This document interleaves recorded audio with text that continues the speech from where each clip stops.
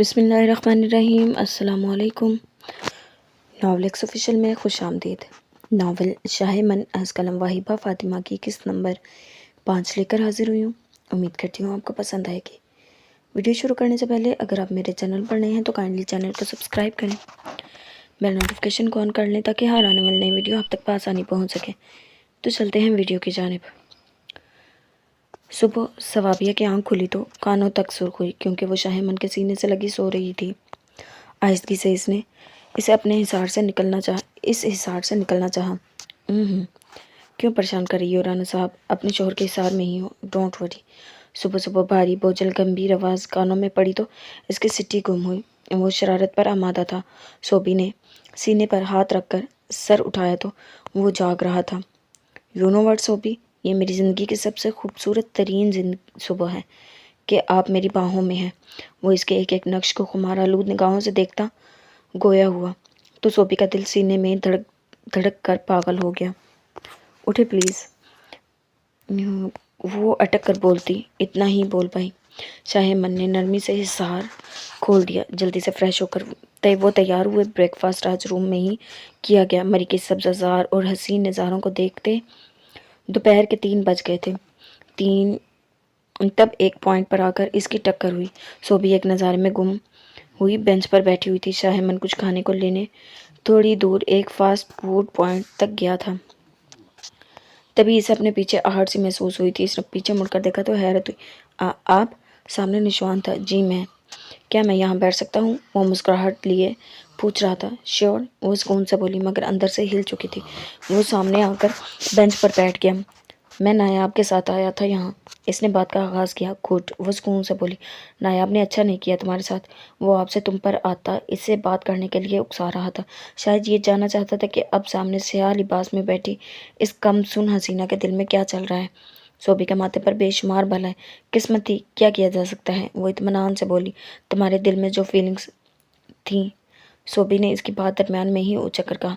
वो फीलिंग्स थी और मेरे दिल में क्या है ये जानने का हक जिनको है, जब वो पूछेंगे तो बता दूंगी। किसी गैर को बताना ज़रूरी नहीं समझती। वो आराम से कहती इसे इसकी हैसियत याद दिला गई थी। निशान जलकर कोयला हुआ। कोई बात नहीं शहजादी, सारे हक मैं ही हासिल करूंगा बहुत जल्द। वो दिल में से मुखातिब हुआ और उठकर वहाँ से निकलता चला गया। इसके जाते ही जाने कहाँ से नायाब निकलकर सामने आई तो इसने सर्द सी सांस कर, सच बताना सोबी, कितनी बददुआएं दी थी तुमने मुझे? शाह मन जो अभी अभी वापस आया था इसका सवाल सुन चुका था। स्टूपिड क्वेश्चन पूछ रही हैं भाभी आप मेरी वाइफ से। आप शायद अच्छी तरह जानती हों कि ये ऐसी नहीं कि किसी को बददुआएं दे। वो तो इंसान के अपने अमाल होते हैं जो इसके आगे आ जाते हैं। खैर ज्वाइन करें भाभी, शाह मन नायाब को देखते कहा, जो सेकंड्स में वहाँ से खिसकी थी। आपको ऐसा नहीं कहना चाहिए था इनको। सोबी को फिर अफसोस हुआ। आप टेंशन ना लें और ये पिज़्ज़ा खाएं, वो भी मेरे हाथ से। राना साहब, वो लापरवाही से बोला। सुबह समन के लेट आंख खुली तो वो हड़बड़ाकर उठ बैठी। फजर की नमाज अदा करके तिलावत की और ऐसी सोई कि अब आंख खुली। परेशान तो तब हुई जब बच्चे ही बेड पर मौजूद नहीं थे। फौरन चादर ओढ़कर बेड से उतरी और रूम से बाहर झांका। किचन से बच्चों की खिलखिलाहटों की आवाज़ें आ रही थी। दानियाल जो जॉगिंग के बाद वापस आया तो बच्चों को लाउंज में देखकर हैरान हुआ। एंजल आ गए, एंजल आ गए। फजर ने शोर मचाया तो दानियाल ने आगे बढ़कर इन्हें गोद में भर लिया। हे किड्स, अपना इंट्रो तो करवाओ यार। दानियाल ने इनके गाल चूम कर कहा तो दोनों सवालिया निगाहों से इसे देख, मतलब अपना अपना नाम बताओ। मैं आज़ान हूँ और ये फजर। आज़ान ने क्यूट सा मुँह बनाते हुए इसे ज़रूरी बात बताई। दानियाल के बेहद मुतासर हुआ। कितनी खूबसूरत थी नामों में, यानी फजर और आज़ान। वाह, और तुम्हारी मम्मी का क्या नाम है? वो इन्हें लिए किचन में आया और डाइनिंग टेबल की चेयर्स पर बिठाया। मम्मी का नाम समन मम्मा है, फजर ने बताया। एंजल, अब दादो तो नहीं आएंगी ना वापस? फजर ने सहम कर पूछा। नो प्रिंसेस, अब वो वापस नहीं आएंगी, क्योंकि अब एंजल है ना आपके पास, आपकी प्रोटेक्ट करने के लिए। वो इसके पूले गाल चुमता बोला। जाने क्यों, मगर आज जैसे अपना किचन मुकम्मल सा लगा और बच्चों के लिए वो बहुत हसास होने लगा। चलो जल्दी से बताओ, प्रिंसेस और प्रिंस क्या खाएंगे? सच एंजल, हमें अब भी खाना मिलेगा? अजान की आंखों में अनोखी सी चमक थी। दानियाल ने इसे सीने में बिंचा। यस माय इनोसेंट बॉय, जब चाहोगे खाना मिलेगा। फिर दानियाल ने इनके लिए ब्रेकफास्ट बनाया और साथ साथ इसके साथ खेलता रहा। समन चादर से मुंह छुपाए किचन के दरवाजे तक आई, मगर दानियाल को वहाँ देख के वापस मुड़ने लगी। जब फजर ने इसे देख लिया, इस मम्मा, फजर ने पुकारा। दानियाल ने फ़ौरन रुख स्लिप की जानिब मोड़ लिया। अब नाश्ता कर लें, मैंने बना दिया है। मैं और बच्चे कर चुके हैं। आप यहाँ कंफर्टेबल नहीं हैं, मैं आपको दूसरे घर शिफ्ट करने वाला हूँ। आज वहाँ अंदर सिर्फ आपके पास एक मेड होगी और गेट पर गार्ड्स। मेरी परमिशन के बगैर किसी चिड़िया की भी जरूरत नहीं होगी अंदर पर मार सके। मगर मैं बच्चों से मिलने आता रहूँगा। आप बस इन्हें बाहर भेज दिया करना मेरे पास। वो सुकून से कहता, समन को बेसुकून कर गया था। आप हमारे लिए ये सब क्यों? क्योंकि सुकून मिल रहा है मुझे। एक अरसे से बेसुकून था, मगर अब ये सब करके मुझे सुकून मिल रहा है। आप ये समझे कि ये मैं अपने लिए कर रहा हूँ। ज़्यादा जहन पर जोर देने की ज़रूरत नहीं है, बस बच्चों पर तवज्जो दें। वो कहता वहाँ से निकला। समन ने पीछे मुड़कर इस एंजल की चौड़ी पुश्त को अकीदत से देखा। ये 3 दिन पर लगाकर उड़ गए। शाहिमन की खूबसूरत संगत और कुर्बत में वक्त का पता ही ना चला और वो घर वापस आ गए। राबी ने भी दिल खोल कर अपनी फ्रेंड्स के साथ एंजॉय किया, बल्कि घर वापसी पर इसका अच्छा खासा मुंह लटक गया था कि फिर वही बोर और टफ रूटीन शुरू होने वाली है। आज दिलावर आजम, शाजिया बेगम, बीजान और राबी शादी में गए थे। लेट नाइट फंक्शन था। आजम मेंशन में इस वक्त हू का आलम था। यूँ कहना बेहतर था कि उल्लू बोल रहे थे और सोबी को खाम खा इतने बड़े घर में डर लग रहा था। तभी जानी पहचानी गाड़ी की आवाज़ सुनाई दी तो दिल को सुकून आया। मन अभी अभी ऑफिस से घर लौटा था। वो कुछ देर तो इंतज़ार करती रही कि वो हमेशा की तरह पहले इसके पास आएगा, इसकी खैर खैरियत दरियाफ्त करने, मगर वो नहीं आया तो वो सख्त झुंझलाई। बल्कि इसी झुंझलाहट में वो अब अपने रूम से निकलकर ऊपर वाले पोर्शन में बने इसके रूम की तरफ बढ़ी। हल्के से डोर नॉक किया। यस कम इन आवाज़ आने पर वो डोर खोलकर अंदर आई। वो जो पाँव टेबल पर रखे, सर सोफे की बैक से टिकाए, आंखें मूंदे लेटा अपनी कटपटियाँ सहला रहा था। सोबी को देखकर हैरान हुआ। मुझे लगा आप भी शादी में गई हैं। वो सीधा हुआ, क्योंकि मामा कह रही थी कि आपको भी साथ लेकर जाएंगे। जी मैंने ही मना कर दिया, मैं शायद कंफर्टेबल ना रहती इधर। आप बहुत थके हुए लग रहे हैं। सोबी ने इसकी जानिब देखा और पास आकर सोफे पर बैठ गई। शाहिमन को हैरत का झटका लगा। क्या हुआ राना साहब, असल बात बताएं। अब वो अपनी टोन में वापस आता गहरा मुस्कुराया था। वो मुझे डर लग रहा है। वो रूहान से मन ने दांतों तले लब दबाए। ना करें राना साहब, कहीं मैं आपके डर का गलत फ़ायदा न उठा लूँ। शाहिमन ने छेड़ा। वक्त, सिचुएशन और अपना हुलिया देखा है आपने। सोबी इस वक्त रेड कुर्ती और ट्राउज़र में थी और स्कार्फ लापरवाही से लिया था जो कंधों पर झूल रहा था। शुरू हो गए अब। जब तक रॉबी नहीं आएगी मैं तो नहीं जाने वाली, और मुझे पता है कि आप कुछ नहीं करेंगे। इत्मीनान काबिल दीदा। शाहिमन ने अचानक इसकी कमर में हाथ डालकर इसे खुद में भींचा था। क्यों, आपने मुझे फरिश्ता समझ लिया है? मुझे नहीं मेरी जान, आपके सामने तो एक मामूली सा सरपिरा पागल आशिक है जो कभी भी बहक सकता है। वो खुमार आलूद लहजे में कहता, इसके होश उड़ा गया था। मन आप रोंगटे तो इसके तब खड़े हुए जब कमर के खेल हमारे हाथों की गिरफ्त में शिद्दत आई और गर्दन पर एक सुलगता नर्म लम्स महसूस हुआ। मन पर प्लीज़ गर्दन से कंधे की तरफ बढ़ता। वो लम्स इसे पागल कर रहा था। सोबी 5 दिन रह गए अंकल आंटी को वापस आने में और कुछ दिन आपके सेमेस्टर फिनिश होने में। सोबी मेरी जान में रुखसती चाहता हूँ। शाहिमन ने इसके बालों में मुंह दिया, इसके सर पर बम फोड़ा। आपके यहाँ से मेरी निगाहों से ओझल होने के ख्याल ने ही मुझे पागल कर दिया है। मुझे लगता है मैं आपका भरोसा और एतबार जीत चुका हूँ और अब वक्त है कि इश्क की महराज को पा लिया जाए। आपको मुस्तकिल मेरी निगाहों के आसपास रहना होगा। वो असल बात नहीं बताना चाहता था सोबी को इसे क्या परेशानी है। सो घुमा कर बात कर रहा था। सही है सोबी, इसने फिर इसे पुकारा। वो कमर से हाथों से दबाव बढ़ाकर इसे मतवज्जा करना चाहा। जो करती सांसों के साथ बेहाल सी थी। मन प्लीज़ मुझे वक्त दें। वो लफ्ज़ तोड़ तोड़ कर बोलती, अपनी गर्दन पर महसूस होते शाहिमन के सुलगते लबों की ताब नहीं ला रही थी। वो मैं आपको रुखसती के बाद भी दूंगा। मुझे और इस रिश्ते को समझने के लिए वादा करता हूँ। अब इसके होंठों ने सोबी की शहरक को हल्के से छुआ तो वो मचल कर दूर हुई और भागने को ऊपर तोलने लगी, मगर इसकी कलाई मन की गिरफ्त में थी। सही है सोबी, मुझ पर एतबार करें करते हुए इकरार कीजिएगा प्लीज़। छोड़े न मन। छोड़ेंगे तो रिटर्न में लिख कर दूंगी। वो बुरा सा मुंह बनाकर बोली तो वो कहका लगाकर हंस पड़ा। राना जहांगीर और साइमा बेगम वापस आए तो बहुत जल्द रुखसती के लिए तैयारियां शुरू कर दी गई और वो दिन भी आ गया जब रुखसती हुई, मगर एक साजिश के तहत जुदाई भी नसीब में लिख दी गई। और अब आगे देखना ये था कि इनकी किस्मतें आगे क्या रुख इख्तियार करने वाली थी। आखिर लिखा क्या था नसीब में, क्या होना था, क्या खोना था और क्या पाना था। हाल शाह मंसूबी से मिलकर सीधा फार्म हाउस की जानिब आया था। वो इससे नाराज़ हो गई थी, बहुत बुरी तरह हर्ट हुई थी। राना जहांगीर ने भी जिन नज़रों से इसे देखा था, इनका दिल किया डूब मरे। गलती इसकी भी थी, जिसने पहले कदम पर ही इसका एतमाद तोड़ दिया था, और नहीं भी था, क्योंकि ये सब इसने जानबूझकर तो हरगिज़ नहीं किया था। वो सीधा फार्म हाउस पहुंचा, गाड़ी पोर्च में रुकी। वो गाड़ी से बाहर आए तो लॉन का मंजर देखकर शशद्दत रह गया, क्योंकि दानियाल दो बच्चों, छोटे छोटे बच्चे, क्यूट से बच्चों के साथ बड़ी फुर्सत से खेलने में मसरूफ था। वो आगे बढ़ा, दानियाल भी देख चुका था। दोनों भाई बगलगीर हुए। दानियाल ने गौर से देखा, मगर पहले बच्चे की जानिब मुतवज्जा हुआ। आजान फजर, अंकल को हाय बोलो। दानियाल ने इन्हें गोद में उठाकर प्यार किया और शाहिमन की तरफ मुतवज्जा हुए। हाय अंकल, दोनों ने एक ज़बान होकर कहा। तो इस कदर बेसुकूनी में भी मन मुस्कुरा दिया। जाओ बेटे, अपनी मम्मी के पास जाओ। दानियाल ने इन्हें नीचे उतर कर अंदर भेजा तो वो दोनों अंदर भाग गए। शाहिमन दानियाल की जानिब देखते देखे गया, क्या सिंह नहीं निकला है मेरे। दानियाल ने इसकी नज़रों के जाविये से खाइफ होकर झुंझला कर कहा। शाहिमन ने भौहें उचकाई तो दानियाल ने सर सी आह भरी और फिर शुरू से लेकर आज तक की इसे हर बात बता दी, समन और बच्चों के हवाले से। मन सुनता गया और अफसोस से सर हिलाता गया। दानियाल खामोश हो गया। दोनों ही जैसे उदास हुए थे। तुम सुनाओ, नहीं मानी सोबी? मनाने गए थे ना इसे, और तुम ड्रिंक हुए कैसे? शाहिमन ने कोई बात नहीं छुपाई और सारी बात दानियाल को बता दी। मुझे नहीं पता भाई कि अब नुशवान किस हद तक गिरेगा और क्या चाहते हैं, मगर ये ज़रूर जानता हूँ कि इसके इरादे ठीक नहीं।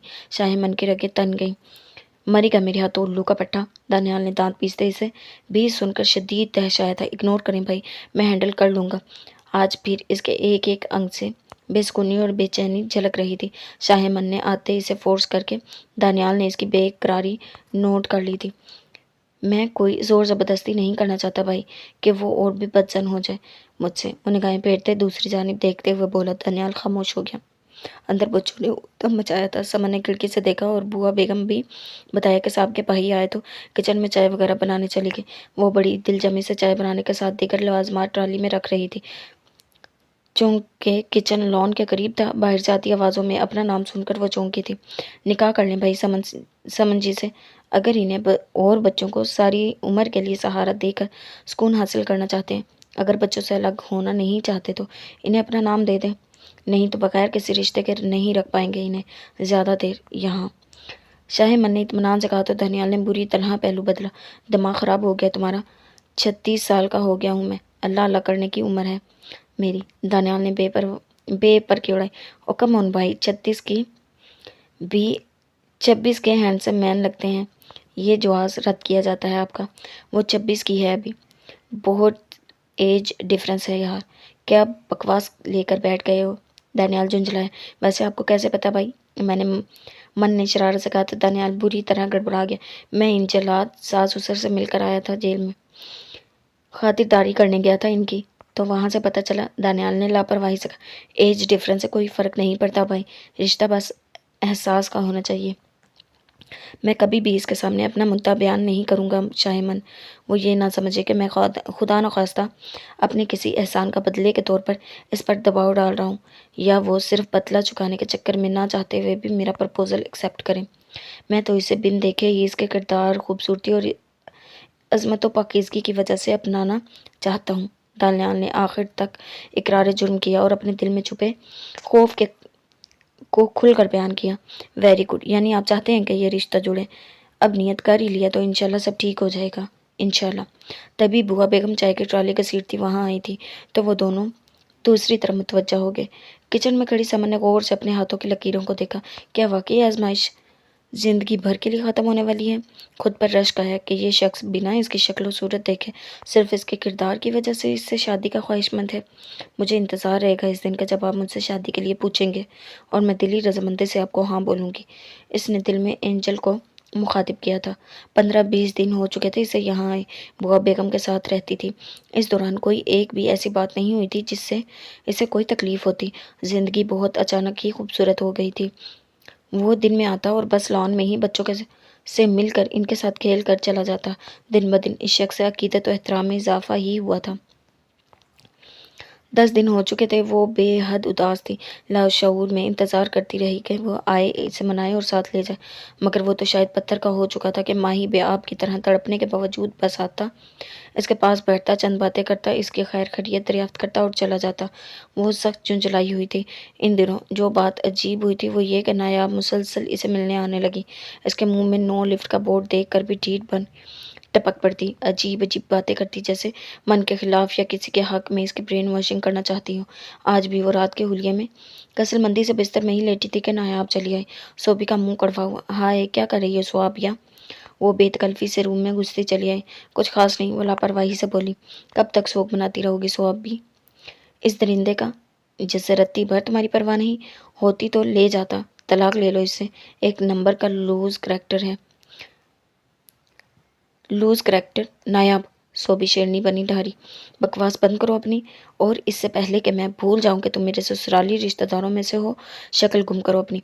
और करैक्टर की बात तुम तो ना ही करो तो अच्छा है, सूट नहीं करता। और रही बात इनकी, तो तुम दोनों हस्बैंड वाइफ की औकात नहीं कि इनके बारे में बात भी कर सको। नायाब का चेहरा इनके हर दिल के साथ सफ़ेद सा पड़ा था। वो इससे पहले वाली दब्बू और बातों में लगने वाली सोबी समझ रही थी, मगर नहीं जानती थी कि एक शख्स की मोहब्बत के दिए एतमाद ने इसे क्या से क्या बना डाला था। मैं तुम्हारी कैफ़े वाली बात तुम्हारे पेरेंट्स और पूरे ख़ानदान वालों को बता दूंगी, नहीं तो मान लो तलाक वाली बात। अब वो अपनी औकात पर आए। जाओ, जिसे बताना है बताओ, पर इससे पहले ही वो तुम्हारी गुद्दी से ज़बान खींचकर तुम्हारी गर्दन से लपेट देंगे। जानती नहीं हो इन्हें तुम।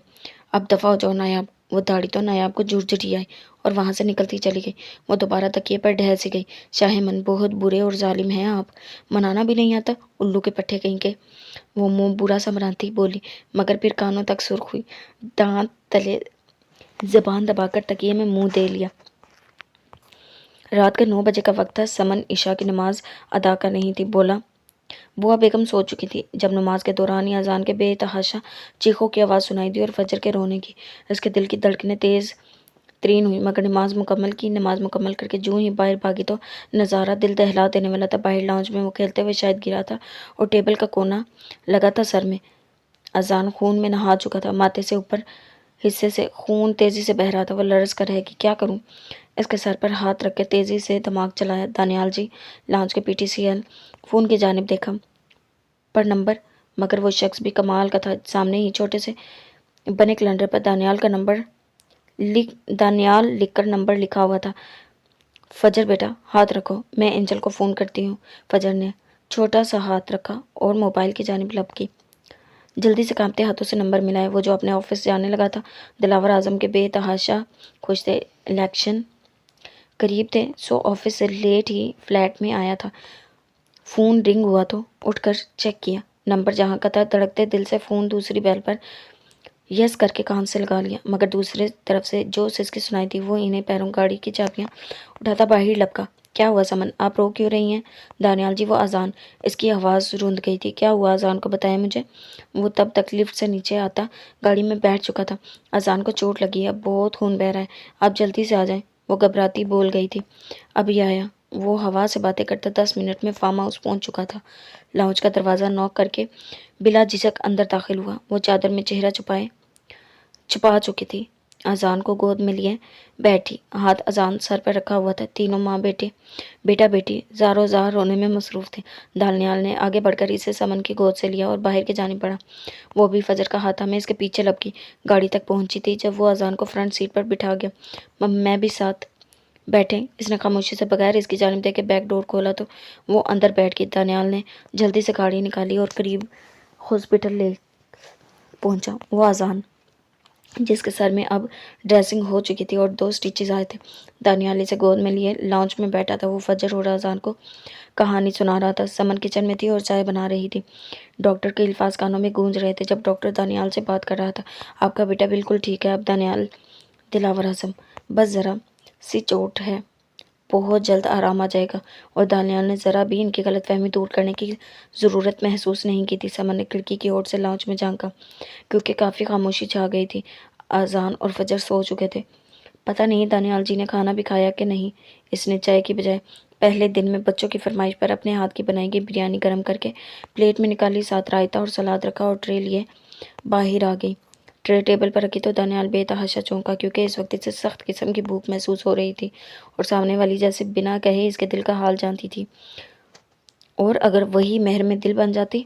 दिल ने हुम्मक कर अनोखी फरमाइश की। निगाह काली चप्पल में मुकीद नरमो नाजुक छोटे छोटे पैरों पर पड़ी तो इसने इसे भी गुस्ताखी समझ निगाह फेर ली। वो उठा और इस अजान को अंदर लेटा आया। तब तक वो फजर को भी उठा चुकी थी और अंदर लेटा आई। आपको बच्चों का ख्याल रखना चाहिए था। दानियाल के लहजे में संजीदगी थी। वो रूम में थे। मैं नमाज पढ़ने लगी तो बाहर निकल गए, मुझे पता नहीं चला। वो कहती किचन में गुम हो गई। वो बड़ी रग़बत से खाना खाने में मसरूफ़ था। एक अरसे बाद कुछ जायकादार खाने को मिला था। वो किचन में खिड़की के ओर से वक्तन फ़वक्तन इसे देखती रही। कैसे ओढ़ना चाहिए हो। खाना खाकर ट्रे देने किचन तक आया था। दरवाजे से बाहर खड़े होकर ही इसने ट्रे आगे बढ़ाई, जो कि इसने थाम ली। बहुत शुक्रिया, मुझे इस वक्त सच में बहुत भूख लगी हुई थी। और चाहिए आपको? नरमी सी आवाज़ दानियाल के कानों में पड़ी। नहीं, मैं जा रहा हूँ, किसी चीज़ की ज़रूरत तो नहीं? जी नहीं। वो जाने लगा। दानियाल जी, मैंने चाय बनाई थी आपके लिए, समन ने पुकारा। दानियाल के कानों में रस सा घुला। दानियाल जी, साउंड गुड, दिल में सोचकर मुस्कुराया। इसने चाय दी, जो कि दानियाल ने पीकर कप इसे थमाया। वो किचन की खिड़की के पट के पास खड़ी थी। वो जाने लगा जब किसी ख्याल के तहत कदम वहीं जम गए। समन, शादी करेंगी मुझसे? मैं बच्चों को अपना नाम देना चाहता हूँ। वो आखिरकार पूछ बैठा। वो शर्म हया की शिद्दत से कानों तक सुर्ख पड़ती खामोश हो गई और सामने वाले का दिल इसकी खामोशी को इनकार समझकर जैसे पाताल की अथाह गहराइयों में गिरा था। इसने जाने के लिए कदम बढ़ाए जब समन गड़बड़ाई। सिर्फ बच्चों को अपना दाम देना है और बच्चों की मामा को? वो धीमी आवाज़ में पूछ बैठी। ये सुनकर दानियाल की रूह तक में सरशारी उतर गई थी। गहरा मुस्कुराया। वादा करता हूँ कल इसी वक्त बच्चों की मामा के रूबरू आकर ही बताऊंगा बच्चों की मामा को अपने नाम के साथ पूरी ज़िंदगी देनी है। दानियाल ने पैंट की पॉकेटों में हाथ डालकर इत्मीनान से कहा। वो भागकर रूम में बंद हो गई थी। दानियाल गहरी मुस्कान लिए वहाँ से चला आया। वो फार्म हाउस से सीधा राना जहांगीर के घर आया था। लॉन्च में राना जहांगीर से मुलाकात हो गई। इनकी तेवरी पर बल आए, जबकि साइमा बेगम खुश दिली से मिली। दानियाल को शर्मिंदगी हुई। प्लीज़ अंकल, मैं माजरत ख़्वाह हूँ, कहा सुना माफ़ करें। इस दिन मैं शदीद गुस्से में था। और इट्स ओके, कोई बात नहीं। वो भी जहाँ दीदा थे इसकी शर्मिंदगी नोट कर चुके थे। मैं सोबी को लेने आया हूँ, अगर आप इजाज़त दें तो। वो इत्मीनान से बोला। दोनों ने चौंक कर इसकी जानिब देखा, मगर जहांगीर गोया हुआ। अगर वो जाना चाहे तो हमें कोई एतराज़ नहीं। जहांगीर के कहने पर वो मुस्कुराया। थैंक यू अंकल, और सोबी के रूम की जानिब आ गया। रूम के बाहर खड़े होकर दरवाजे पर दस्तक दी। यस कम इन सुनकर अंदर दाखिल हुआ। सोबी जो बुक लिए बेड पर बैठी थी दानियाल को देखकर हैरान हुई और सीधी हो गई। सर पर स्कार्फ दुरुस्त किया। दानियाल ने करीब बैठे इसके सर पर हाथ रखा। कैसी हैं गुड़िया? मैं ठीक हूँ भाई, आप कैसे हैं? बैठ जाएं। वो घबराई थी, शायद दानियाल से डरती भी थी। बैठने नहीं, लेने आया हूँ तुम्हें, दानियाल ने कहा तो सोबी चौंकी। दरअसल कल मैं सादगी से निकाह कर रहा हूँ और इसमें मेरे सब घर वालों का होना ज़रूरी है। तो मेरे भाई के वजूद का हिस्सा हो, मेरे घर का एक अहम तरीन हिस्सा हो। बेटी हो आज़म मेंशन की, तो तुम्हारा इस छोटी सी तकरीब में होना बहुत ज़रूरी है। दानियाल ने इसे हैरान किया। आज इसके लिए भी मैं भी बड़े भाइयों वाली नरमी और शफकत सी थी मैं जो शाहे मन ने दानियाल भाई के बारे में इसे सब बताया था, इसके हिसाब से ये बहुत बड़ी खुशखबरी की बात थी। सच भाई, ऐसा है क्या? मैं बहुत खुश हूँ आपके लिए। वो सचमुच खुश हुई तो वो मुस्कुरा दी। और देखो, ये खबर मैंने सबसे पहले अपनी गुड़िया को सुनाई है। अब तुमने ही घर जाकर एक बहू होने के नाते मम्मा पापा से बात करनी है, इसीलिए जल्दी चलो। दानियाल ने छेड़ा तो वो झेप सी गई। भाई, मैं आपके साथ जा रही हूँ, मगर मन से हरगिज़ बात नहीं करूँगी। इसने मुँह फुलाया। वो हंसा। ना करना, बिल्कुल मत करना। हे डिसाफ, अब चलो, मैं बाहर वेट कर रहा हूँ। दानियाल कहता बाहर निकला। वो जल्दी जल्दी तैयार होकर बाहर आई तो जहांगीर और साइमा बेगम को खुशवार हैरत हुई थी। वो शाज़िया बेगम की गोद में मुंह दिए बिखरे सहूलिया में लेटा था। शाज़िया बेगम इसके घने बालों में हाथ फेर रही थी। इसकी आंखों से निकलती नमी शाज़िया बेगम को अपने दामन में जज्ब होती महसूस हो रही थी। मम्मा, नहीं जी सकता मैं इसके बगैर। मन का दिल कुड़लाया तो ज़बान से बोल दिया। तो उठा लाओ इसे, शाज़िया बेगम ने छेड़ा। मम्मा, वो नाराज़ है मुझसे, हालांकि मैंने जानबूझकर नहीं किया था। एक और दुहाई दी। तो मना लो इसे मन, कब तक तड़पोगे? शाज़िया बेगम झुंझलाई। तुम्हारी उम्र तक तो तुम्हारे अब्बा के पास दानियाल, तुम और सारा आ भी चुके थे। शाज़िया बेगम ने शोशा छोड़ा तो वो झेंप गया और नम आंखें लिए ही मुस्कुरा दिया। इसीलिए कह रही हूँ, नालायक, मनाओ इसे और बस। मैं तो जल्दी जल्दी अपने पोते पोती का मुंह देख लूँ तो सुकून आए। सच मन, अब तो बिल्कुल इंतज़ार नहीं होता। शाज़िया बेगम ने अपनी फरमाइश जारी की तो वो उठा, बालों में हाथ फेरता अपने रूम में भाग गया। नालायक गधा, एक बीवी नहीं मना सकता, शाजिया बेगम झुंझलाई, मगर अचानक सामने का मंजर देख दिल बिलियों उछल पड़ा था। सुनो जाना,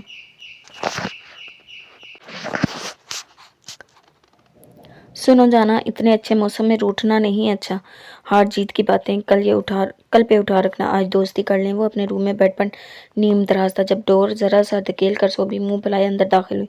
इस दीवाने को लगा ये इसका वहम है, तसव्वुर या तखय्युल है कि वो दुश्मन जान तो अब इसे अक्सर ही ख्यालों में अपने कमरे में चलती फिरती नजर आती थी। सोबी आगे बढ़ी और ड्रेसिंग से अपना एक ड्रेस निकाला। शाहिमन उठकर बेड पर बैठा और दोनों हाथों की उंगलियों से अपनी कनपटियां सहलाने लगा। कसम से ना करे राना साहब, पहले ही बहुत अजियत में हूँ। वो झुंझलाया, आवाज बुलंद बड़बड़ाया। सोबी बखूबी सुनकर बुननाती पीछे पलटी। दिल किया आगे बढ़कर इसकी कमर में करारा सा मुक्का ही टिका दे। तो इंसान में इतने गट्स होने चाहिए कि अपनी रूठी बीवी को मना सके। ये कहती वो ड्रेस लेकर रूम से निकलती चली गई। दरवाज़ा हिला तो आजम साहब को होश आया कि वो सचमुच आजम मेंशन में मौजूद है। वो इसके पीछे लपका था, मगर वो राबी के रूम में घुस कर धाड़ से दरवाज़ा बंद कर चुकी थी। सोबी प्लीज़ मेरी बात सुने, मैं तो कोई जोर ज़बरदस्ती नहीं करना चाहता था। वो रोहानसा हुआ, मगर अंदर से जवाब ना था।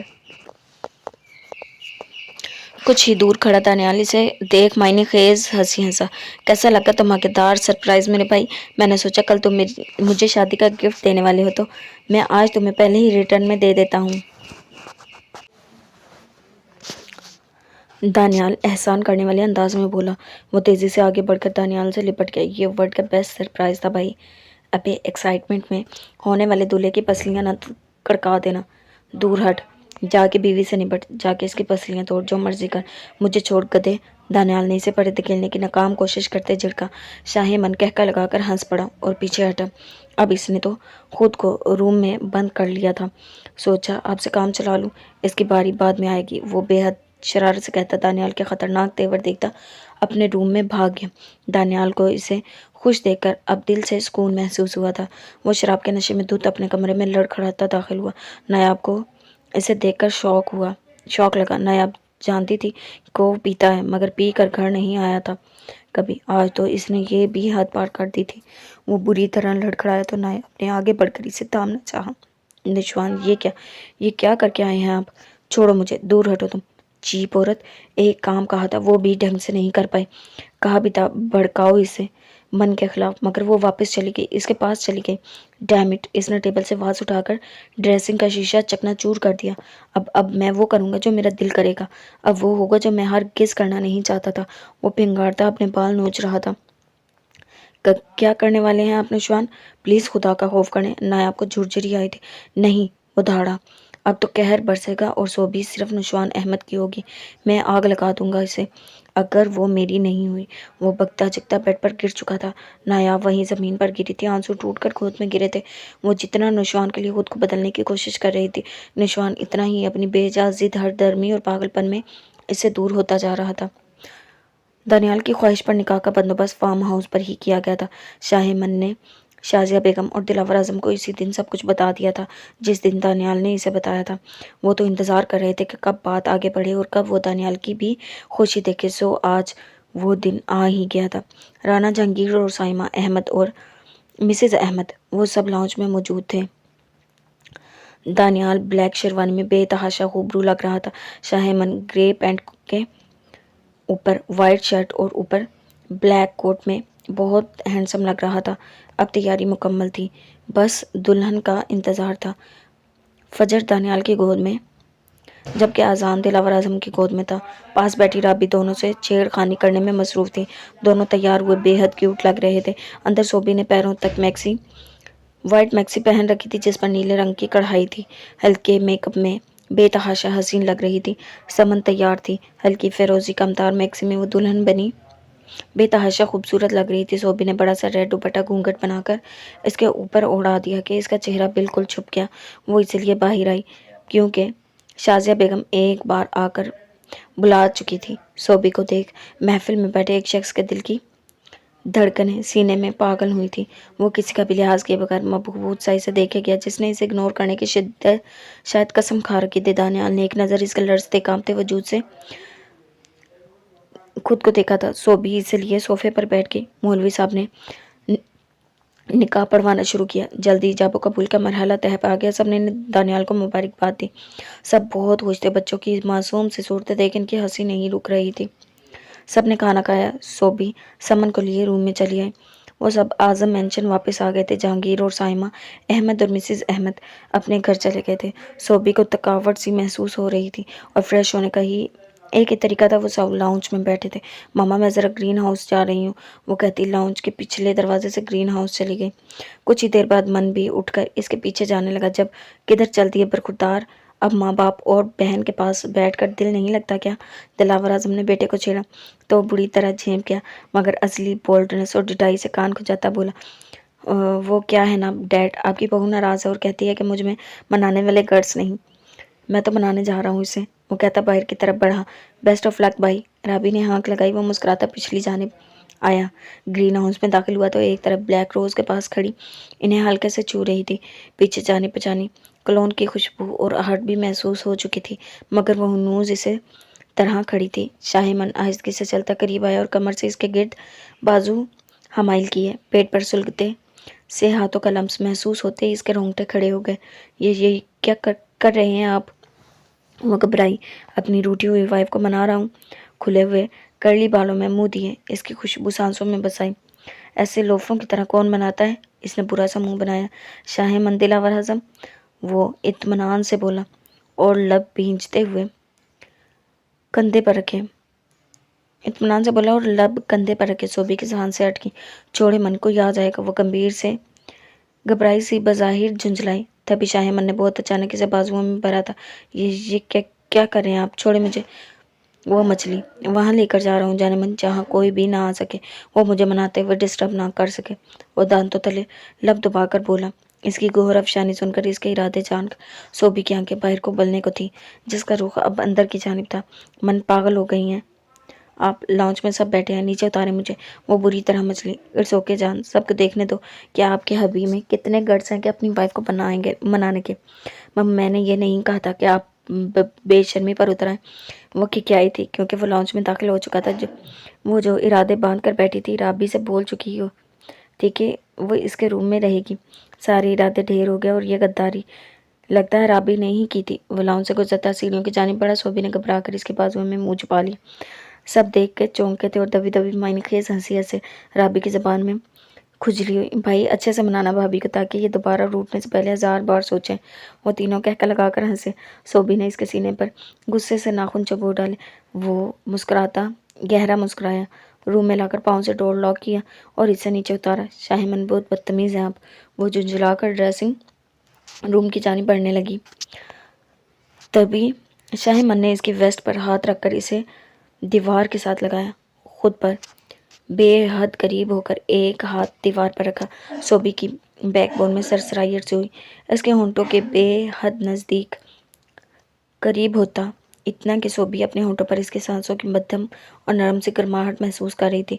अभी कहाँ, अभी तो मेरी बदतमीजियों का ट्रेलर भी नहीं हुआ मेरी जान। जिस दिन मैंने देखा दिया, होश उड़ जाएंगे आपके। सोबी की सिटी गुम हो गई, घबरा कर आंखें बंद हो गई। बोलने की गुस्ताखी नहीं की गई, बोलती तो इसके लब सामने वाले के लबों से मस हो जाते। सोबी ने घबरा कर रुख दूसरी जानिब मोड़ लिया। शाहीमन ने अपने सुलगते लब इसकी गाल पर रखे। ममन नो प्लीज़, मैं नहीं नाराज़। वो उथल पुथल होती सांसों से इतना ही बोल पाई, कानों तक सुर्ख हुई थी। वो गहरा मुस्कुराया और गौर से इसकी गैर होती हालत देखी। घबराई नहीं जान, इसने हाथों के प्याले में इसका चेहरा भरा। जब तक आप दिल से रजामंद नहीं होती, ये रिश्ता आगे नहीं बढ़ेगा। आपको हर्ट करने का मैं सोच भी नहीं सकता। रिलैक्स रहें। वो अकीदत से इसका माथा चूमता बोला। सोबी पुरसकून हो गई। वो पीछे हटा और दिलचस्पी से इसका लाल टमाटर चेहरा देखा। दानियाल ने अपने रूम में ही एक तरफ बच्चों के लिए बेड लगवाया था, जो चारों ओर से मनकशी लकड़ी के डिज़ाइन से बना एक छोटी सी दीवार बनाता था, ताकि छोटे सोते में बच्चे नीचे ना गिर पाए। वो धीमे कदमों से चलता रूम में दाखिल हुआ तो वो इसके जाने पीठ किए बैठी थी और बच्चे बेड पर सो रहे थे। वो आगे बढ़ा। आहट पाकर वो एकदम सीधी हुई। दानियाल ने आगे बढ़कर बच्चों को बारी बारी नरमी से उठाकर इनके बेड पर लिटा दिया। वो फजर को लिटा ही रहा था जब वो अपने पीछे दबी दबी सिसकियों की आवाज़ सुनाई दी तो वो चौंका। तड़प कर बैठ के जानी पड़ा। इसके पीछे खड़े होकर इसे मुखातिब, क्या हुआ समन, आप ठीक तो हैं? यानी कि आपने दिली रजामंदी से किया है ना? प्लीज़ बताएं मुझे क्या हुआ है। दानियाल, एक सवाल पूछूं आपसे, अगर कभी सबा आपको मेरी जैसी हालत में मिली होती तो क्या आप माफ़ करते इसे? दानियाल फटी फटी आंखों से इसकी पुश्त को घूर रहा था। वो इस वक्त ये क्या कर रही थी और क्यों, और इसे सबा का कैसे पता? दानियाल, मुझे माफ़ कर दे, मैं आपकी गुनहगार खताकार हूँ, स्याकार हूँ। वो अपने गुनाहों की बोई फसल सूद समेत काट चुकी हूँ, मुझे माफ़ कर दे। वो हाथों में चेहरा छुपाए फूट फूट कर रोई थी। दानियाल ठटका था, ये वो क्या कह रही थी? ये आप क्या कह रही हैं समन? दानियाल, मैं सबा, मैं वो हिचकियों में जाने क्या कहना चाहती थी। जब दानियाल ने इसे बाजू से घसीट कर अपने सामने खड़ा किया, एक तूफान और जक्खर सा था जिसके साथ में दानियाल आ चुका था। फटी फटी आंखों से सामने खड़े वजूद को देखा, इसे जा बजा दागे और जलाए गए बाजुओं और गर्दन को देखा, इसकी आंखों को देखा जो अब बेतहाशा रोने से सूज चुकी थी।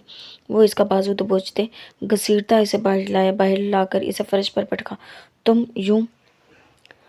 क्या कर रही हो मेरे घर में, मेरे रूम में, मेरी ज़िंदगी में? समन कहाँ है? जल्दी बताओ वरना जान ले लूँगा मैं तुम्हारी।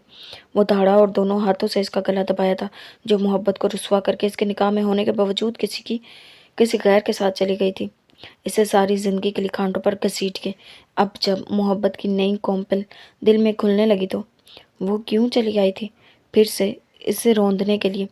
मैं ही समन हूँ। इसका सारा खून निचड़ कर चेहरे पर आ गया था। तभी दानियाल ने इसे ज़मीन पर फिर पटका था। तुम्हारी हिम्मत कैसे हुई वापस आने की? वो धाड़ा, जबकि वह फर्श पर घुटनों में मुंह दिए बेतहाशा रो दी। मुझे फिर से धोखा देने का, मुझे माफ़ कर दे दानियाल। खबरदार खबरदार, अपने मुंह से मेरा नाम भी लिया। चली जाओ यहाँ से, मेरे घर से दफ़ा हो जाओ सबा, नहीं तो मैं जान ले लूँगा तुम्हारी। वो बाल मुठियों में जकड़े पागल होने को था, चेहरा लहू झुलका चुका था, कनपटियाँ यूं फूली थी जैसे फट पड़ेंगी। मार दे दानियाल मुझे, मगर अब आपके कदमों से उठकर कहीं नहीं जाऊँगी। मारे पीटे जो मर्जी करें, बहुत सख्त जान हो चुकी हूँ मैं, बहुत डीठ, ना मरती हूँ ना जान छोड़ती है। वो हिचकियों के दरमियान कहती इसके कदमों में गिर पड़ी थी। दानियाल ने शॉक स्टेटस में इसे देखा था। वो जल्दी से पीछे हटा था जैसे वो कोई अछूत हो। बिना कुछ कहे रूम में आकर डोर लॉक किया था और ज़मीन पर बैठता चला गया। कुदरत ने इसके गुनाहगार को इसके सामने लापट था। ऐसी हालत में तो वो इसकी हालत पर अब खुश क्यों नहीं हो पा रहा था? वो क्यों भूल गया था कि इसकी और सबा की एज में इतना ही डिफरेंस था? इसने आवाज़ में क्यों नहीं गौर किया था, क्यों नहीं समझ पाया था? और अब जब वो कदमों में गिरी थी तो इसको क्यों नहीं बुरी तरह धुतकार पाया था? वो बाहर फूट फूट कर रोती फिर से अपने हाथों की लकीरों को घूर रही थी।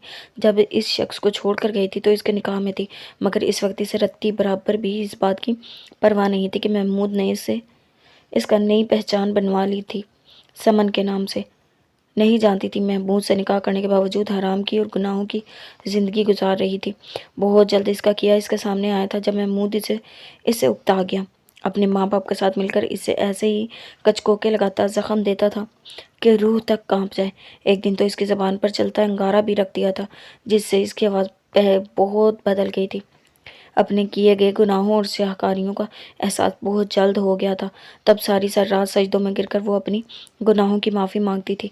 बच्चों की पैदाइश से कुछ दिन पहले ही वो शैतान सिर्फ दरिंदा एक एक्सीडेंट में अपने अंजाम को पहुंच चुका था। 3 साल मजीद अजियतों में गुजरे अपने गुनाहों की माफ़ी मांगते। जिस दिन मरने वाली थी इसी ने बचा ली जिसकी गुनाहगार थी। वही मसीहा बनकर ज़िंदगी में फिर से आ गया था। यह समझकर इसके साथ चली आई कि अल्लाह ताला ने माफ़ कर दिया, मगर अल्लाह ताला भी तो तब तक माफ़ नहीं फरमाते जब तक इसका बंदा माफ़ ना कर दे। इसलिए जो हुआ इसे होने दिया कि माफ़ी लिए बगैर तो चैन से मर भी नहीं सकती। शाजिया बेगम ने इसे पहचान लिया था, मगर इसका दागा जिस्म और पुरनूर चेहरा देख खामोश रही थी। रात बहुत बोझल थी। अंदर वो फर्श पर बैठा अपना गम गलत कर रहा था, बाहर वो रात के साथ कतरा कतरा रोती पिघल रही थी। मैंने जिंदान में सीखा था असीरों से एक इस्म, जिसको दीवार पर फूंके तो हवा आती है। जयनमाज पर बैठकर निदामत के आंसू बहाकर पहाड़ जितने गमों को झेलना सीख लिया था इसने। समन मुर्दा कदमों से उठी और दूसरे रूम में जाकर वजू किया। कपड़े कपड़े तो रूम में थे, लिहाजा दुल्हन के लिबास में ही तहज्जुद अदा करनी पड़ी, क्योंकि तहज्जुद का वक्त था। दिल और रूह आज फिर अपने गुनाहों की नदामत में डूबे थे। अब ये तो तय था कि कभी खुद को सबा कहलवाना पसंद नहीं करेगी, क्योंकि सबा ने दानियाल से बेवफाई की थी, मगर समन दानियाल पर अपना तन मन वार कर फेंकने को तैयार थी।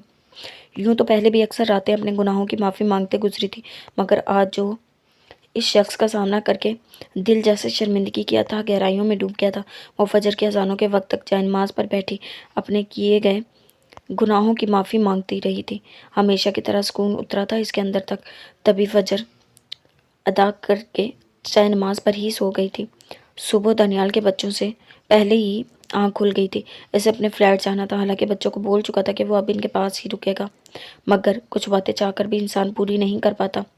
वो रूम से बाहर आए तो एक चोर निकाल लाउंज में दौड़ाई। जबड़े बींचे गए थे इसे ना पाकर, और अगर बच्चे उठ गए तो कहीं सचमुच तो नहीं चली गई कहीं। बच्चे क्या करेंगे, कैसे रहेंगे? अब वो तैश में हर जगह देख रहा था। तभी सामने वाले रूम का दरवाज़ा खोला तो निगाह सामने ज़मीन पर पड़ी, जहाँ वो जयनमाज पर आड़ी तिरछी दुल्हन के लिबास में ही सुर्ख दुपट्टे खुद से लपेटे गहरी नींद में थी। वो वापस मुड़ने लगा जब किसी गैर मामूली महसूस होने पर ना चाहते हुए भी इसकी जानिब बढ़ा। हे उठो, बच्चे उठने वाले हैं, और बच्चों के मामले में कोई कोताही बर्दाश्त नहीं करूँगा मैं। इन्हें खरोच भी आई तो उधेड़ कर रख दूंगा तुम्हें, समझी? वो जानबूझकर करीबन चिल्लाया था, मगर जवाब न दर इसके माथे पर गहरे बाल आए थे। समन उठो, अभी के अभी, वो दांत पीस कर बोला, मगर इसने तो जैसे ना सुनने की और ना हिलने की कसम खा रखी थी। अब मजबूरन वो घुटनों के बल झुक गया। समन समन हल्के से चेहरा थपथपाया, मगर ये समझकर इसके सचमुच औसान खता हुए थे, वो होश में ही नहीं थी। फौरन ही इसे बाजुओं में भरा और बाहर निकला। किचन में बुआ बेगम थी। इन्हें बच्चों के पास रहने और इनका ख्याल रखने का बोल कर इसे लिए बाहर आया। इसे गाड़ी में लिटाकर हॉस्पिटल के लिए निकला था। जी तो जनाब, ये थी हमारी आज के एपिसोड। उम्मीद करती हूँ पसंद आई होगी। मिलते हैं नेक्स्ट एपिसोड के साथ। अल्लाह हाफिज़।